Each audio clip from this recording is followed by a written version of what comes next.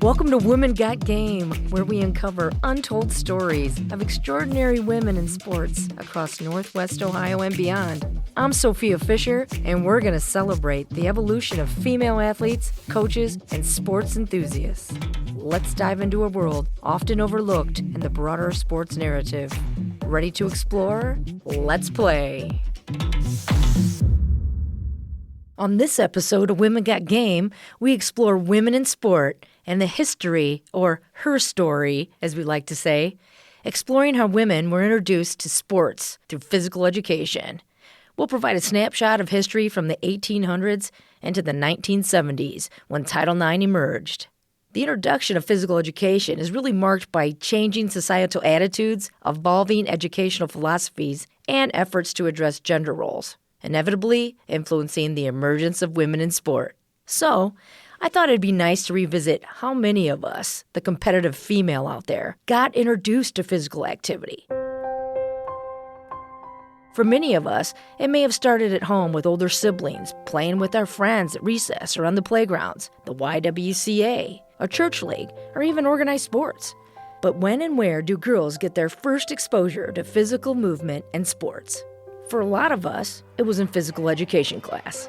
Some of us loved it. We couldn't wait for PE class, while others awkwardly stood in the corner just waiting for the bell to ring. Or some would have that reoccurring stomach ache, so you could sit out and watch your classmates play. For me, I couldn't wait. My most memorable PE teacher was in kindergarten. Her name was Mrs. B, short for Mrs. Beasley. She was a tough coach, if you will, small in stature, competitive and mighty, and loved using her whistle to maintain our sometimes unruly behavior. I learned to listen and practice techniques and stop and go on command with the blow of a whistle. And if you got out of line, she wouldn't mind tapping you on the head to get you straightened out. But more importantly, I had a great time, and she encouraged me to play sports.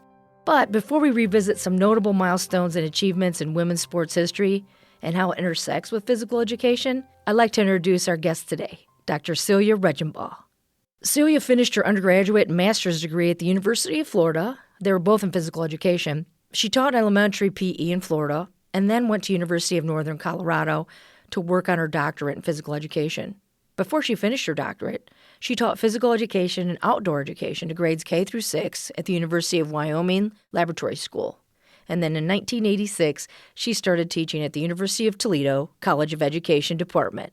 Celia is now enjoying retirement as a former associate professor emeritus. And most importantly, she's an avid University of Toledo women's basketball fan for over 35 years. And personally, I had the pleasure of being one of her students at the University of Toledo, where I received my Master's of Sport, Recreation, and Leisure Studies. Welcome, Celia. Hey there. It's great to have you today. What do you remember about playing, Celia? I was an adventurous child, and I think I gave my parents lots of breath-holding moments and most of their gray hair. I remember playing games in the backyard with my family. My dad was usually the winner. However, I think I often was a close second. There was always lots of laughter and fun. There were also usually neighborhood kids available for a bike ride or any assortment of games. School presented the opportunity to play games we didn't play at home because we didn't have the equipment or the people it took to make a team. I remember high school basketball and the changes that took place. Much different game today. So why did you become a physical educator? Oh, that's quite the story. I was playing volleyball in high school, and my team lost an important game because a person on my team ducked just before hitting the winning return because she was afraid that the ball would hit her. I decided to become a PE teacher, and I would teach kids not to be afraid of the ball.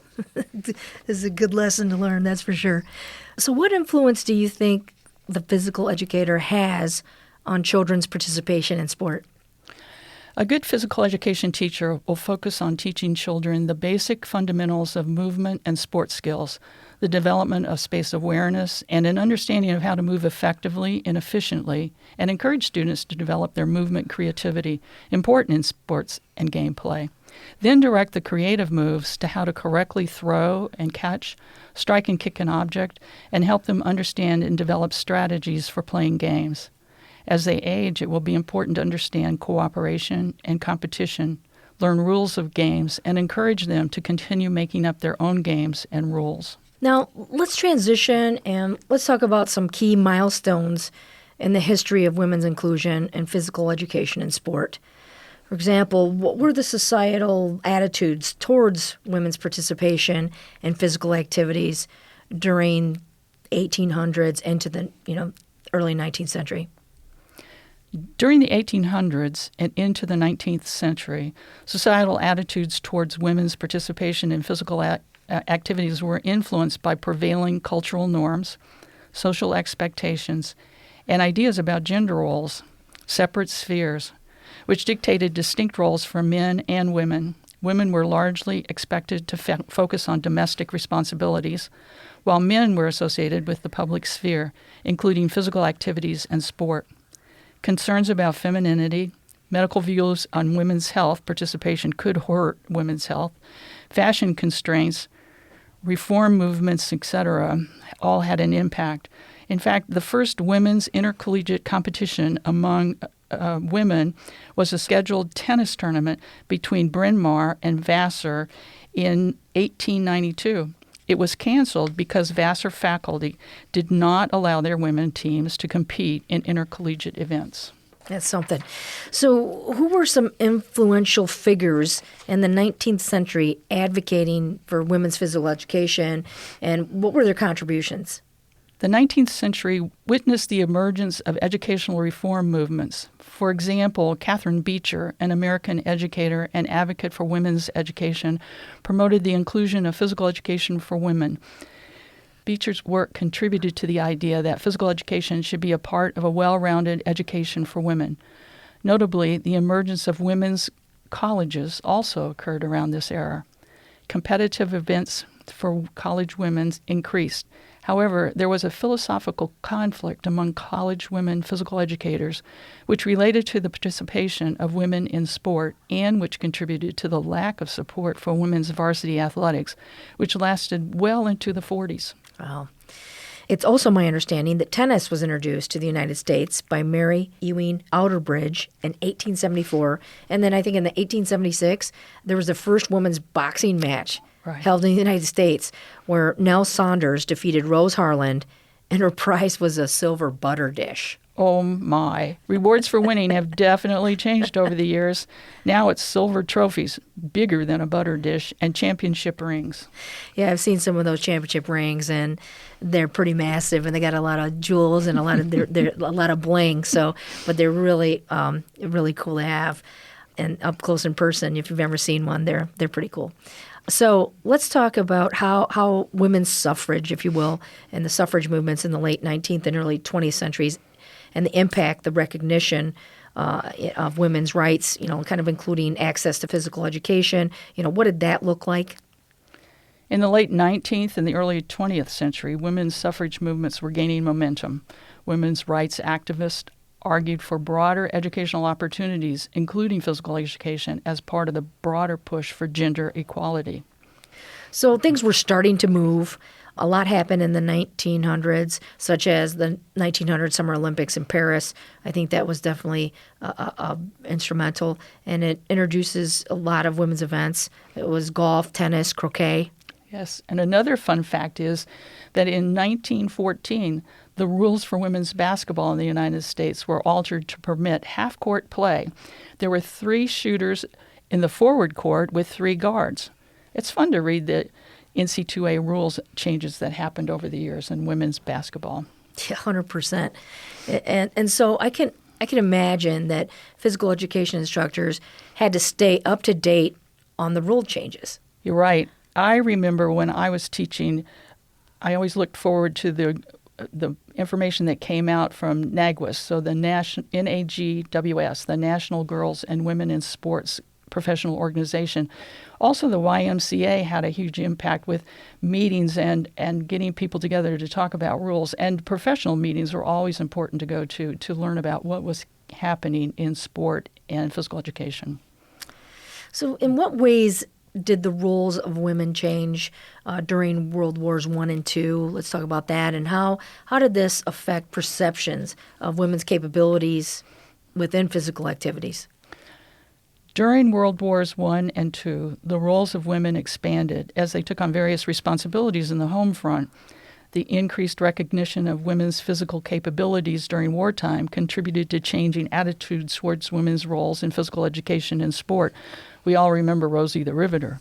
For example, in 1917, Women's Association football, I think we would call it soccer here, became popular on a large scale in the United Kingdom during the First World War, when employment in heavy industry spurred the growth of the game, much as it had done for men 50 years earlier. So what were the key developments, would you say, in women's physical education in the post-World War II era? The post-World War II era saw a gradual shift in educational policies towards greater inclusivity. More opportunities for women in education, including physical education, began to emerge. Oh, yeah. I remember the movie A League of Their Own. It was a film that was like, there's no crying in baseball, and the so-called Lipstick League, which was actually a true story based from, I think it was 1943, and taken from the All-American Girls Professional Baseball League. And that was to maintain baseball in the public eye, where the majority of the men were away at war. And then, unfortunately, in 1954, the league folded. But that was an awesome movie. I remember another fun fact. In 1931, women were banned from playing professional baseball by Judge Kennesaw Mountain Landis. He was the commissioner of baseball. Landis was upset that a girl, 17-year-old Jackie Mitchell, had struck out both, are you ready for this, Babe Ruth and Lou Gehrig during exhibition play. That's incredible. Well, as we move forward, we're looking at the 1950s and 1960s timeline. They were pivotal decades for women in sports. It was really marked by the significant milestones and events that, really contributed to women's athletic achievements.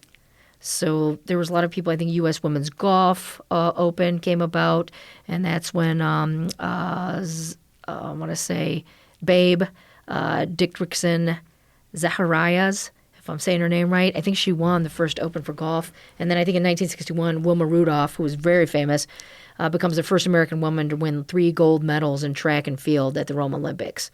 But really, what sports were being taught in PE classes during this time frame, Celia? During the 1950s and 60s, physical education classes typically included a range of sports and activities.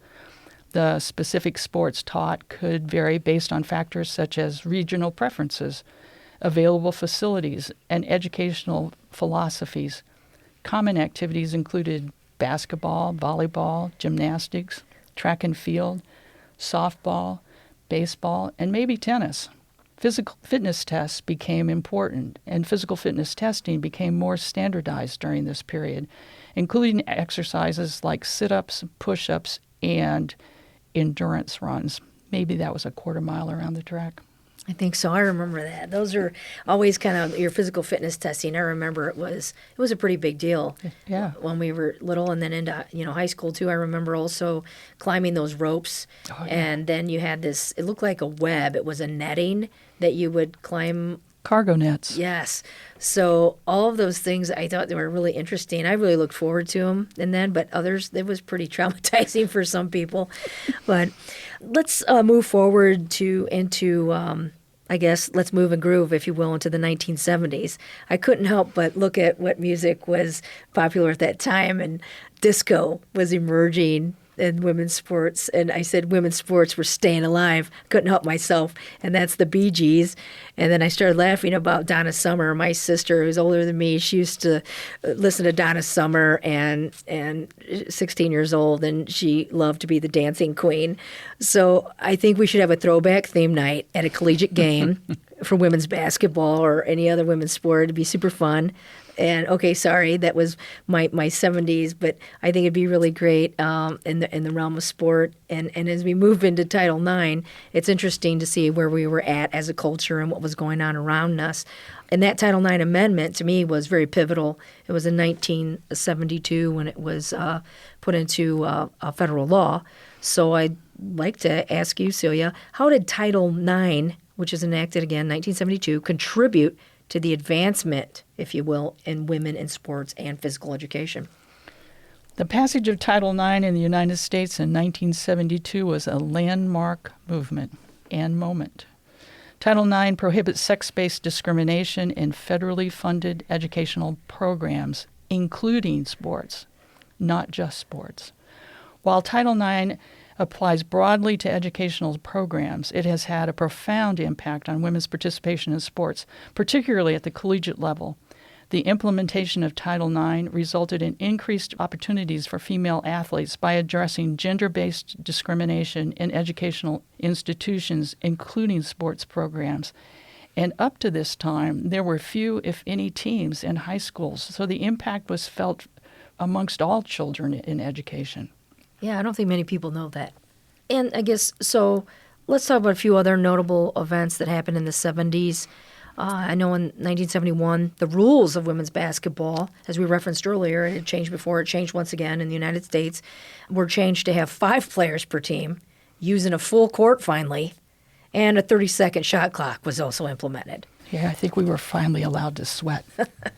Up and down the court.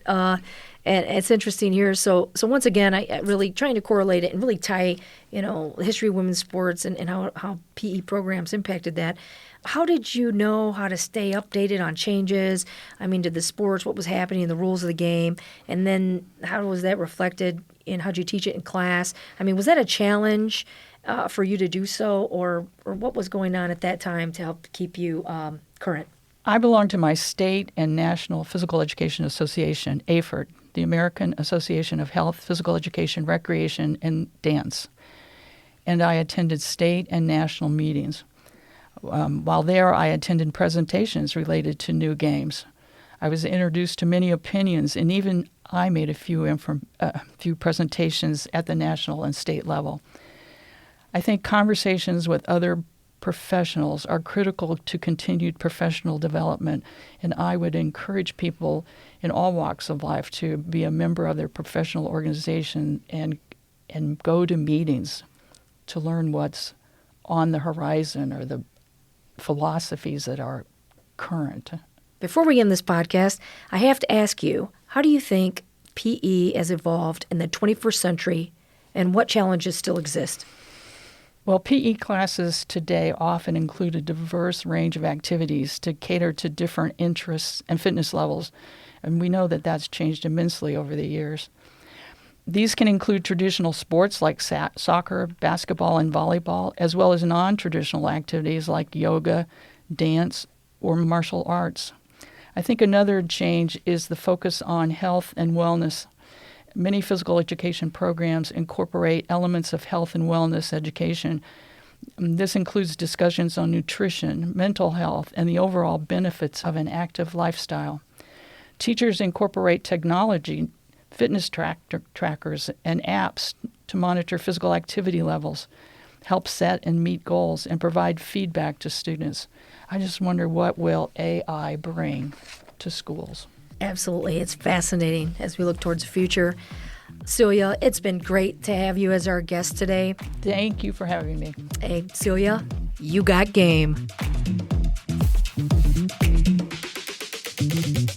Before we wrap up today's episode, let's remember that the history of women in physical education is a testament to progress, showcasing achievements that have laid the foundation for females to gain exposure to sport and competition from K through 12 programs. It's also important to note that the landscape of education, including physical education, can evolve over time. Practices may continue to adapt to changing educational philosophies, societal trends, and technological advancements. Special thanks to my executive producer, Chris Pfeiffer. I'm your host and producer, Sophia Fisher. Please feel free to visit us at wgte.org/womengotgame. WGTE. Voices around us. WGTE is supported in part by the American Rescue Plan Act funds allocated by the City of Toledo and the Lucas County Commissioners and administered by the Arts Commission.